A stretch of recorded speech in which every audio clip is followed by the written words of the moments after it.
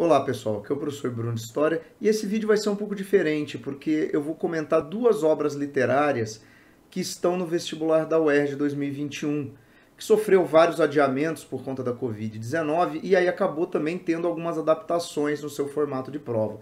Mas aqui o vídeo é para quem vai prestar ainda esse vestibular, que vai acontecer agora em julho, mas também para quem não vai prestar pelo seguinte: a escolha dessas duas obras no vestibular marca bem uma questão de atualidade e que pode ser usado aí como referência para você fazer outros tipos de relação em outros exames, numa redação, em algo do gênero. Até porque Triste Fim de Policarpo Quaresma, de Lima Barreto, autor que é um autor da minha preferência pessoal, inclusive, né, estudo Lima Barreto, é o livro que o vestibular da UERJ vai obrigar, né, a leitura pensando na prova. Mas 1984, do George Orwell, né, o livro distópico, clássico, né, da distopia, é o livro que será usado como base para a redação da UERJ.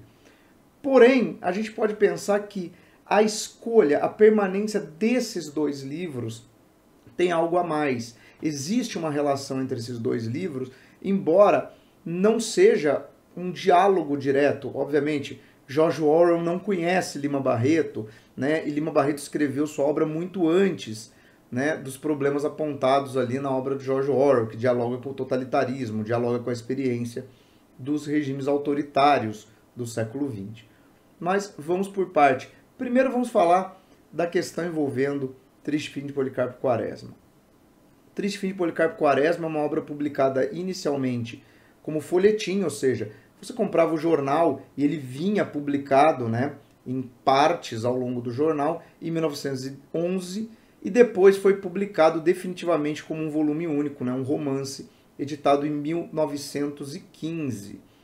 Mas a história do Triste Fim de Policarpo Quaresma, ela se passa durante a República da Espada, mais especificamente durante o governo do Marechal Floriano Peixoto e os eventos que marcam ali a segunda revolta da Armada, né? A tentativa de derrubada de Floriano Peixoto por parte de legalistas, né? Pessoas que demandavam a realização de uma nova eleição, seguindo o que estava na Constituição de 1891, e parte da elite civil, que na verdade via nessa oportunidade um meio de abreviar a presença dos militares no poder e já estabelecer ali um governo civil de acordo com seus interesses. O personagem central da trama, né, Policarpo Quaresma, ele é um funcionário público, assim como Lima Barreto. Ele passou parte da sua vida internado em um hospício, assim como Lima Barreto, né, tem uma história bastante marcada pela questão dos sanatórios, né? O pai dele foi funcionário do sanatório da Ilha do Governador. Ele, por conta disso, e a família viveram no sanatório durante a fase de introdução da República. Lima Barreto, como vários negros, não vê na proclamação da República grandes vantagens, inclusive a família dele sofre financeiramente porque o pai dele era muito associado ao monarquismo, né? O pai dele era tipógrafo do governo, então com a implantação da República acabou perdendo ali os apoios que tinha para permanecer nesse cargo. E você tem uma descrição bastante ácida sobre o que é o governo militar no Brasil da Primeira República. E aí é que está o vínculo interessante, né? Na obra, o Lima Barreto ele deixa bem claro o seguinte, que existe uma distância entre a ideologia nacionalista, aquele ufanismo positivista da proclamação da República, do qual Policarpo Quaresma é entusiasta. Por quê? Porque Policarpo Quaresma é descrito como um patriota. E ele é descrito como um patriota genuíno, livre de qualquer tipo de interesse pessoal nesse tipo de manifestação. Aqui cabe a gente até falar um pouco da diferença, se é que existe, entre nacionalismo e patriotismo. Existem autores que tratam os dois termos como sinônimos, mas em termos mais específicos, o patriotismo seria a devoção, o amor à pátria, ao local de nascimento. Isso vem desde, por exemplo, dos laços tribais, dos laços ancestrais. Por exemplo, a gente pode falar em patriotismo quando a gente pensa na lealdade dos romanos à cidade de Roma, quando a gente pensa nesses laços de cultura, esses laços de local.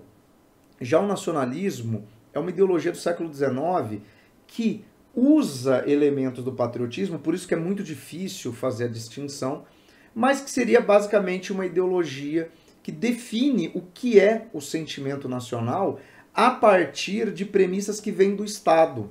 Ou seja, a massificação da cultura, a padronização da cultura, muito em torno da devoção a um governo. Porque, por exemplo, você pode ter elementos culturais que são comuns, mas estão fragmentados em mais de um Estado nacional. Então, o nacionalismo está muito ligado à ideia do apego ao Estado, àquele governo.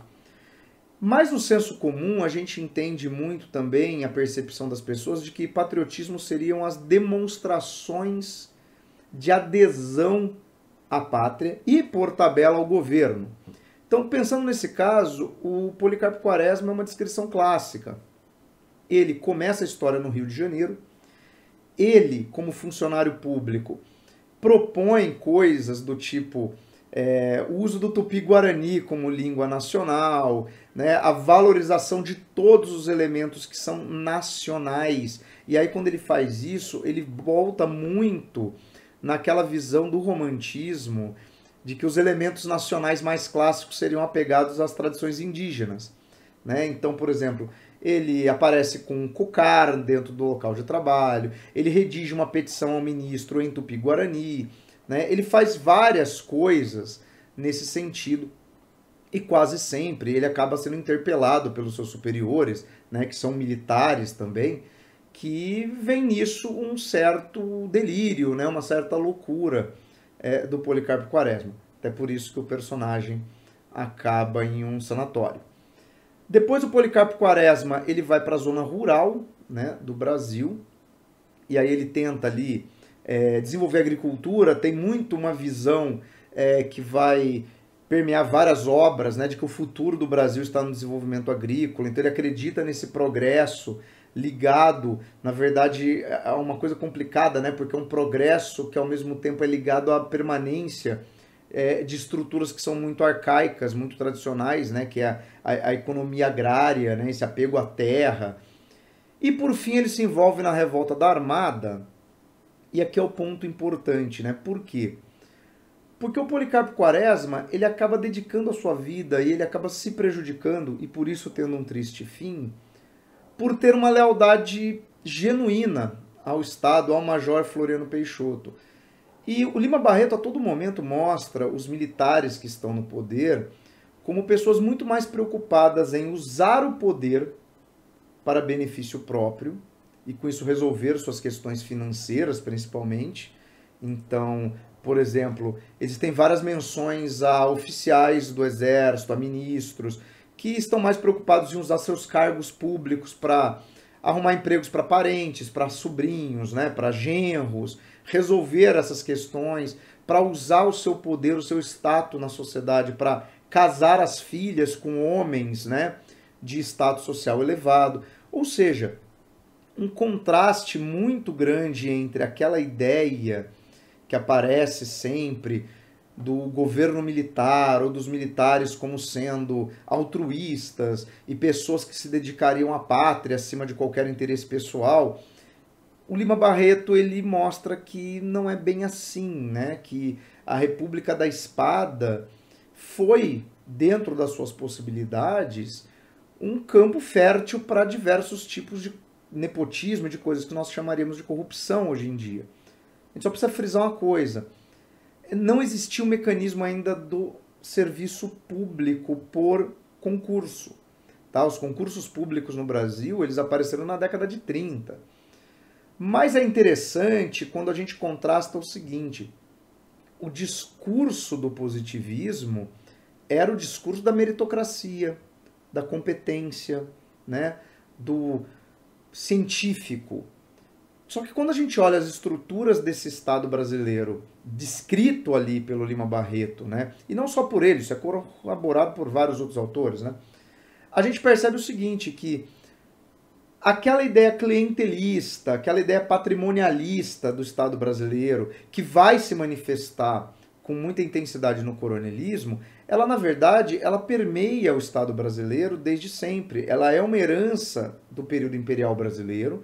Ela não é modificada, apesar do discurso, pela República da Espada. Ela ganha muita força, obviamente, durante a República Oligárquica, mas ela também não é encerrada, mesmo com a criação do concurso público na década de 30 pelo governo Vargas, que retoma vários desses ideais de salvacionismo por meio da intervenção militar, né? Isso é um dos temas do tenentismo, né? Que é o movimento que acaba levando Vargas ao poder. Você vê isso sendo uma manutenção até hoje, né? Por exemplo, toda essa pressão para ampliar o número de comissionados no Estado, né? Uma série de cargos públicos que são atribuídos por favores políticos. Então, o importante talvez da UERJ manter a obra Policarpo Quaresma seja também uma discussão contemporânea. Por exemplo, a gente está num momento na história do Brasil, na história política do Brasil, em que muita gente retoma essas bandeiras típicas do positivismo do final do século XIX. A ideia do altruísmo de um governo militar, né? Essa ideia de uma certa coisa sacrossanta, né? Em torno do governo militar, né? Uma ideia que se espalha muito na sociedade brasileira ainda, de que, por exemplo, nos anos de governo militar entre 64 e 85, nós vivemos num mundo sem corrupção, né? Um mundo governado por pessoas de boa índole. Bom, existe um problema, né? A corrupção ela só aparece à medida que ela é investigada. Um governo repressor, um governo censor, né, não permite esse tipo de crítica ao Estado. E é aí aonde entra o vínculo com a segunda obra desse vestibular UERJ, que é a obra do George Orwell, 1984. Bom, 1984 é a grande obra quando a gente pensa em distopia. Todas essas outras obras distópicas, mais juvenis, mais contemporâneas, adaptações para o cinema, elas basicamente bebem da fonte do 1984. O que o Orwell mostra em 1984? Primeiro, ele faz uma projeção para o futuro. O George Orwell escreveu essa obra num momento em que 1984 era um futuro distante. Então, o que ele projeta ali? Ele projeta um futuro onde uma sociedade totalitária, do tipo das sociedades totalitárias que se desenvolveram na década de 30 na Europa, teria avançado ao ponto de realmente estabelecer um domínio completo sobre os indivíduos. Então, quando ele fala de governo totalitário, primeiro, no contexto em que o George Orwell escreve, fica óbvia a associação ao stalinismo. Por quê? Porque o nazismo e o fascismo, que também são regimes totalitários, embora capitalistas, já eram regimes superados por conta da Segunda Guerra Mundial. Mas o stalinismo continuava existindo na União Soviética. Mas isso independe, tá? Quando a gente pensa num regime totalitário, ainda mais se a gente voltar lá na obra da Hannah Arendt, se ele é um regime totalitário de cunho socialista ou de cunho capitalista, isso pouco importa. O totalitarismo não é uma ideologia econômica, o totalitarismo é uma forma de governo. É a forma como um poder é estabelecido. E ele é estabelecido em torno de alguns critérios. Primeiro, a ideia de negar qualquer possibilidade de discordância. Então, é por isso que os regimes totalitários, eles estabelecem mecanismos muito rígidos de disciplina dos indivíduos, da negação dos conceitos, por exemplo, de individualidade, em prol dos conceitos de grupo. Essa ideia desse comportamento de rebanho, onde as pessoas todas se comportam de forma uniforme, né, de forma massificada, não há espaço para pensamento dissonante. Por isso que existe aquela série de livros chamada Divergente, né? A divergência não é permitida nesse contexto. Agora, o que acontece no 1984 que, de fato, extrapola o que houve na realidade? Bom, no 1984, você tem ali um Estado totalitário já num ápice, onde, por exemplo, ele consegue eliminar as formas de pensamento por meio da mudança da língua. né? Tanto que alguns dos lemas de 1984 são justamente você falar que escravidão é liberdade, guerra é paz, né? Obediência é força. Ou seja, você pega palavras que no nosso entendimento seriam palavras contraditórias e as trata como sinônimos. Porque dessa forma você elimina a possibilidade de alguém pensar de forma diferente daquela que o Estado prega. E, obviamente, nesse mundo do 1984, tudo é controlado, tudo é monitorado, todas as pessoas são vigiadas por sistemas de vídeo. Em vários lugares, há TVs repetindo o discurso do líder. Ou seja, toda a verdade vem do líder. Isso também é um outro detalhe muito interessante quando a gente pensa os fenômenos políticos que nós estamos atravessando no mundo hoje. Por exemplo, governos que estabelecem canais de comunicação direto entre o governante e as pessoas. Repare que eu não estou falando entre o Estado e o cidadão. É entre o governante e as pessoas. Isso é uma questão do nível pessoal. Por exemplo, presidentes que governam via Twitter, presidentes que fazem lives para seus seguidores. Essa ideia de um vínculo pessoal, de um vínculo íntimo, não entre cidadão e Estado, mas entre indivíduos e o seu líder. Isso é a temática de 1984. E a partir desse formato, cria-se um culto à figura do líder e cria-se um raciocínio, e aí pensando em todo o poder doutrinário de um Estado totalitário e considerando o tempo que decorreu até 1984, em que você estabelece como verdade absoluta que a única fonte de verdade é o governante. Então, é sobre isso que se trata 1984. Mecanismos de controle, mecanismos de censura. E é óbvio que a gente não pode falar que Lima Barreto descrevia um Estado totalitário. Usar esse termo para se referir à República da Espada é incorreto, até porque esse termo nem havia sido cunhado. O que nós tínhamos durante a República da Espada que permite algum tipo de semelhança com esse universo do totalitarismo? O fato de ser um governo autoritário, né? O fato de ser um governo que, à medida da necessidade, distorceu as leis. Tá? Isso também é uma característica de um governo autoritário. Embora eles normalmente se constituam em cima de um discurso de lei e ordem, um discurso de rigidez moral, um discurso de regras rígidas, de regras duras, o que nós observamos é que, para o seu funcionamento, ou de acordo com os interesses de quem está no poder, essas regras são rapidamente modificadas. Até porque o fundamento do autoritarismo, e por tabela do totalitarismo, é a ideia de que todas as leis derivam da vontade do governante. Então, ele, propriamente dito, está acima dessas vontades. Isso é muito nítido nos regimes totalitários, né? Tipo fascistas ou o stalinismo. Mas no caso do Brasil da Primeira República, a gente pode perceber que, embora houvesse uma Constituição, havia um embate constante entre o texto constitucional e as práticas do governo Floriano Peixoto. O descumprimento sistemático de elementos da Constituição que acabavam não agradando ao governante. Então, pensando nessa relação entre essas duas obras, a temática central é a temática do governo autoritário. Então, é muito provável que a redação que você vai ter que fazer no vestibular da UERJ 2021 vá se encaminhar para algum tipo de discussão sobre privação de direitos individuais, censura, ditaduras, ou simplesmente essa ideia mais perigosa de narrativas estabelecidas a partir da visão de um governante autoritário. Porque uma das frases mais citadas, né, clássicas da obra do George Orwell é: quem controla o presente controla o passado. Quem controla o passado controla o futuro. Por quê?